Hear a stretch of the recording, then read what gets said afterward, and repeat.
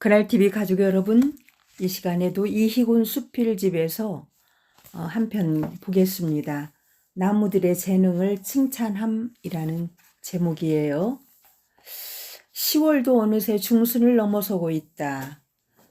마치 지금처럼 오늘이 10월 16일이니까요. 가을은 자꾸만 가는데 할 일을 못하고 있는 것처럼 마음이 그렇다. 할 일이란 가을 산에 가는 것이다. 퀵! 카톡을 통한 실시간 대화로 번개보다 더 빠르게 우리들의 만남이 성사되었다. 가는 길 산마루 근처에 산마루 식당에서 구수한 청국장을 곁들여 소박한 점심을 먹었다. 대둔산 도립공원의 한 자락인 수락계곡은 내 마음에 품고 있는 연인이다. 그 속에는 너무 많은 젊은 날의 나와 그이의 추억과 발자국이 남겨진 곳이기에 보고 싶은 것이 계절을 가리는가. 봄부터 시작한 나의 병은 가을의 최고조에 달한다. 긴 세월 따라 옛날과는 달리 주차장이 아주 넓게 정비되었고 본격적으로 산에 들어가기 전에 워밍업을 할 수 있도록 등산로까지 가는 길도 공들여 만든 흔적이 역력하다. 은근히 오르막인 그 길이 걷기에 아주 쉽지는 않지만 길 양옆으로 도열하듯 서 있는 단풍나무가 내뿜는 그 화려한 빨강이 몇 번씩 걸음을 멈추고 가다서다를 반복하게 하여 어려운 줄 모르고 쉽게 등산로 입구에 닿았다. 등산의 어려움을 덜어주려는 듯 입구부터 시작되는 그늘과 데크길 때문인지 출발도 하기 전부터 발걸음이 가볍다. 나는 숲속에 놓인 데크길을 참 좋아한다. 흙길도 좋지만 발에 닿는 나무의 편안한 감촉이 너무나 좋다. 아마도 젊은 층이나 전문 등산객들은 산속의 자연이 아닌 사람이 만들어 놓은 길을 보고 비웃거나 불평을 하는지도 모른다. 그러나 몸이 좀 불편하거나 노약자도 이 숲길을 걷는데 제외되지 않도록 배려하는 마음으로 이해되어야 할 것이다. 노년으로 가고 있는 나도 울퉁불퉁한 산길은 힘에 부친다. 그러나 완만하게 산허리를 휘감는 이 길을 따라 올라가면 발은 평지를 걷고 눈은 산속을 걷는 것처럼 몸과 마음이 모두 상쾌하다. 걸리는 자갈이나 바위 같은 것이 없으니 마음껏 좌우의 나무들을 살펴보고 계곡의 물소리와 함께 편안한 등산의 기쁨을 맛볼 수가 있다. 출발은 4명이 했지만 함께 자주 왔던 코스와 목표 지점을 모두 알기에 우리들의 걸음은 제각각이다. 모두들 산에 들어서면서부터 환호성을 지르며 마치 이 산의 가을을 다 가져가려는 듯 쉴 새 없이 카메라를 누른다. 나도 일행에서 떨어져 혼자가 되었다. 맨 먼저 만난 것은 푸드덕거리며 이 나무 저 나무를 옮겨 다니는 산새 2마리이다. 이름을 모르니 산에 사는 새는 모두 산새이다. 소리만 듣고서는 노래하는 것인지 우는 것인지 아니면 대화를 하는 것인지 알 수가 없다. 이 예쁜 산속에서 울 리는 없고, 아하, 이 고요하고 아름다운 분위기로 보아 서로 좋아한다고 어쩌면 부끄러운 사랑의 고백을 하는 것인지도 모른다. 평일이라 그런지 오고 가는 사람이 적어 사람의 지치는 고달픔이 전혀 없고 오히려 조교를 누리는 기쁨까지 느끼니 최상의 기분이다. 숲은 계곡을 사이에 두고 그다지 크지 않은 여러 나무들이 섞여 있어 물 들어가는 색깔도 제각각이다. 물이 드는 순서가 있는지 아직 풋풋한 잎을 가득 안고 있는 나무가 있는가 하면 거의 잎사귀를 떨어뜨린 나무도 있다. 특별히 가꾸는 사람도 없는 산, 저 혼자 깊어가는 조용한 가을, 떨어진 낙엽마저도 정돈된 사색이 들어있음을 느낀다. 자연의 작품, 아름다운 어울림, 신의 손길이니. 나무는 잎이 떨어질 때마다 붙잡으려는 노력보다는 홀가분한 표정으로 손만을 흔드는 것 같다.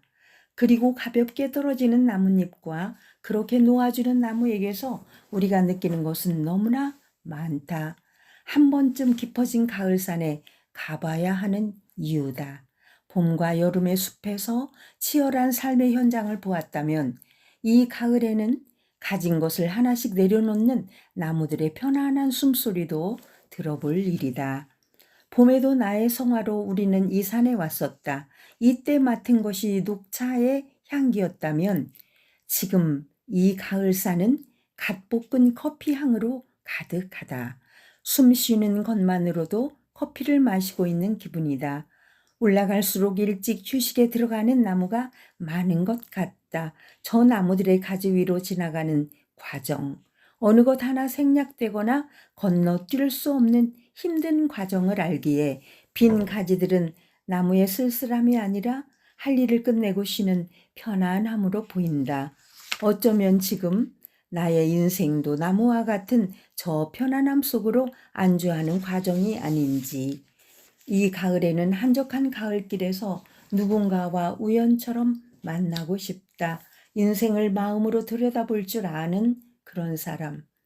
아픈 상처를 지녀서 나를 이해할 수 있는 따뜻한 가슴을 가진 사람이라면 더욱 좋겠다. 바람 한 자락이 지난다. 몸속으로 스며드는 찬 공기만큼 투명한 슬픔이 또 자리를 잡는다. 젊은 날 어쩌다 알게 된 이 수락계곡을 우리는 거의 휴일마다 왔었다. 그때는 데크길도 없었고 주차장도 없던 40여 년 전의 옛날. 지금은 들어갈 수 없게 막았지만 그때는 계곡의 끝까지 올라갈 수 있어 정말로 울퉁불퉁한 바위와 자갈돌들을 밟으며 끝까지 올라갈 수 있었다. 젊음의 힘이었을 것이다. 내가 이 산에, 이 계곡에 자주 오고 싶어 하는 것은 그런 이유인지도 모른다. 그때는 숲의 나무와 계곡의 물을 찾아왔었다면 지금은 그 이와의 추억을 찾으려고 오는 것이 아닐지. 내가 머리가 아프다고 하면 그는 나를 데리고 이곳에 왔었다. 30대 초반부터 지금까지 달고 사는 지병, 두통은 그야말로 내 인생의 두통거리였다. 내가 머리를 싸매고 누워있으면 나갈까 하며 물 한 병과 집에 있는 과일 몇 개를 주섬주섬 넣으며 배낭을 꾸렸다. 추억이 큰 만큼 그리움도 크고 그리움이 큰 만큼 아픔도 크다. 이제 슬픔을 머금고 가을이 간다.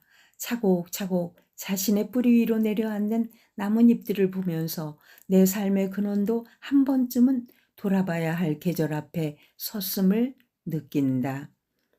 등산로는 선녀폭포, 곡갈바위, 수락폭포로 이어진다. 곡갈바위를 지나 어디쯤인가에 자지러지도록 빨간 단풍나무 하나가 계곡 쪽으로 기울어져 있다.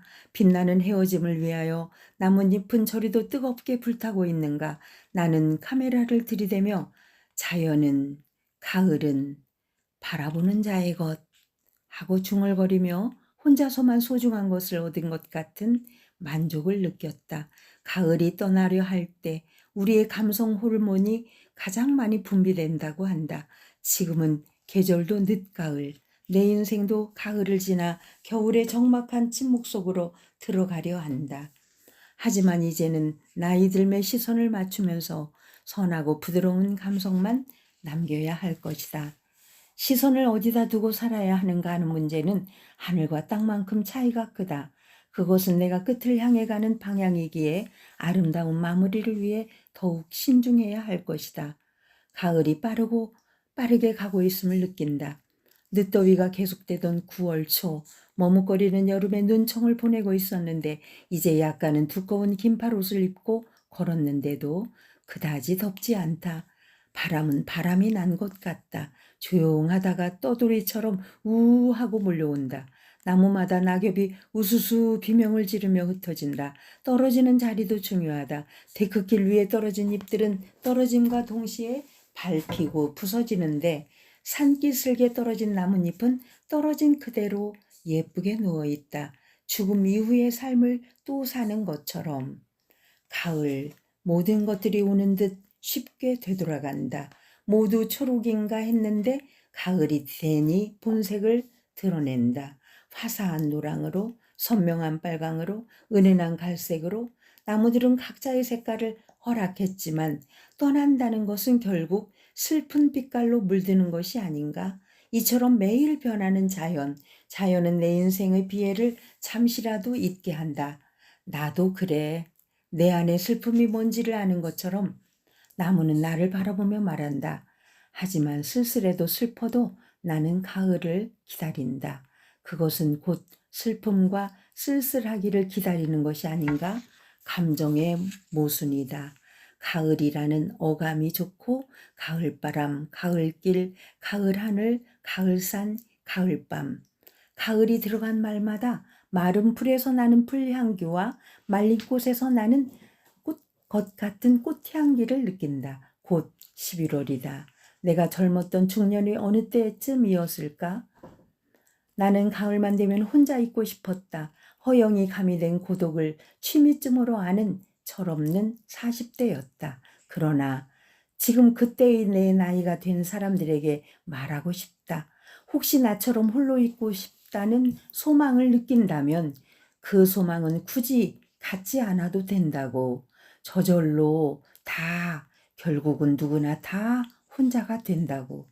자연은 이 세상의 모든 것들을 원래의 자리로 보내는 일에는 차별도 없고 망설임도 없다.